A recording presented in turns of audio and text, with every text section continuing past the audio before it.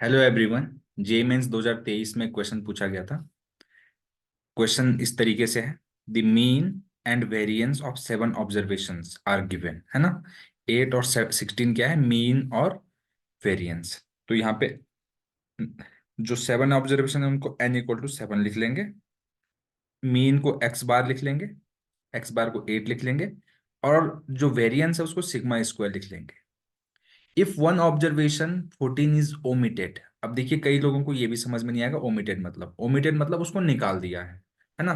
14 जो ऑब्जर्वेशन थी उसमें उसको हमने हटा दिया है। और उसके बाद A and B are new mean, यानी कि X new, X bar new equal to A है, और सिग्मा स्क्वायर न्यू का वैल्यू बी है।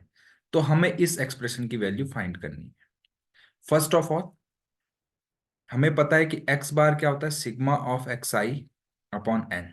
यानी कि सारे जितने भी ऑब्जर्वेशन उनका सम करो, यानी कि x1 x2 up to x7 upon n. N की वैल्यू यहां पर है 7।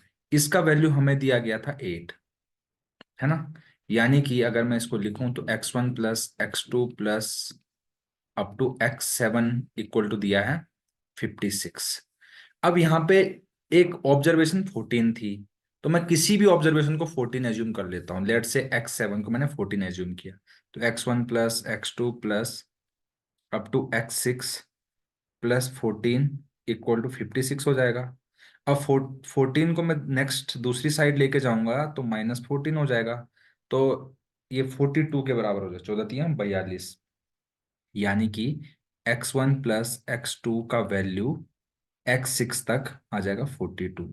अब मैं इस रिजल्ट को यूज करूंगा, आप ध्यान देंगे किस तरीके से करूंगा, ठीक है ना। इस टाइप के बहुत सारे क्वेश्चंस पूछे भी जाते हैं।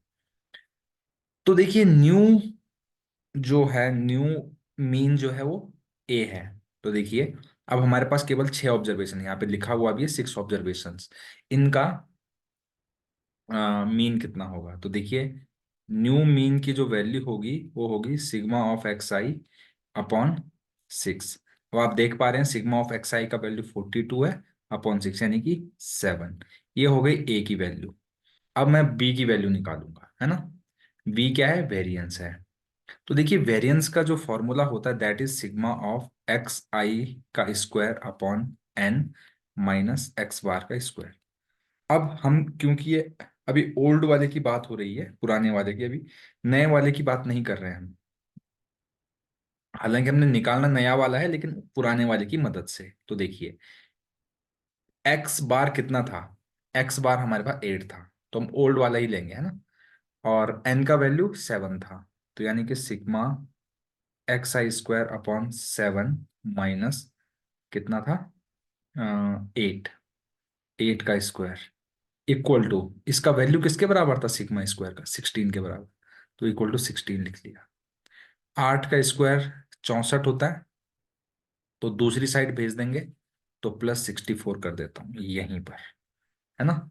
तो sigma of x I square का वैल्यू 80 × 7, यानी 560 हो गया।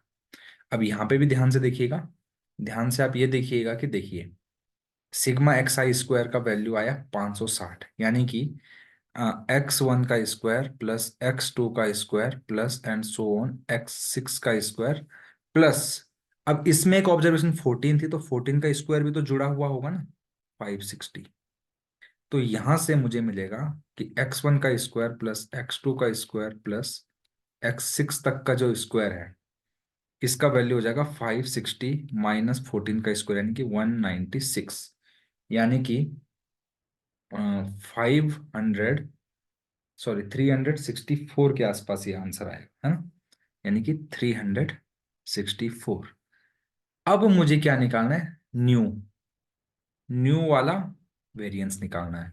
तो इसका वैल्यू क्या हो जाएगा, देखिए, एक्स जो न्यू ऑब्जर्वेशंस हैं, आई लिख लेता हूं स्क्वायर अपॉन, क्योंकि अब 6 ही नंबर बचे हैं, एक नंबर हमने निकाल दिया है, माइनस एक्स बार का जो नया नया एक्स बार आया है, वो देखो यहाँ पे 7 है। अगर आप नया वाला वेरिएंस निकाल रहे हैं तो एक्स बार भी न्यू वाला ही यूज करेंगे आप, है ना। तो यहां से क्या हो जाएगा बच्चों, सिग्मा। अब ये न्यू ऑब्जर्वेशंस मतलब 6 ऑब्जर्वेशन बची हैं ये वाली, तो इसका सम 364 है ना।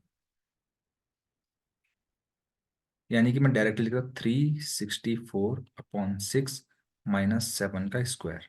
तो अगर आप इसको कट करेंगे 360, तो ये कुछ ऐसा हो जाएगा, b = 70/6।